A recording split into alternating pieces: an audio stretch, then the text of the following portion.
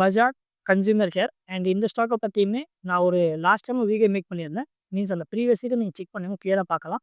இந்த technical chat பேட்டர்னில் ஒரு டபிள்யூ பேட்டர்ன் மேக் வந்து பிரேக் அவுட் தந்திருக்குன்னு சொன்னேன். அண்ட் பிரேக் அவுட் தந்ததுக்கு அடுத்து பார்த்தீங்கன்னா ஒரு ஆல்மோஸ்ட் வந்து ஒரு நல்ல ஒரு சூப்பரான ஒரு ரேலி தந்துச்சு.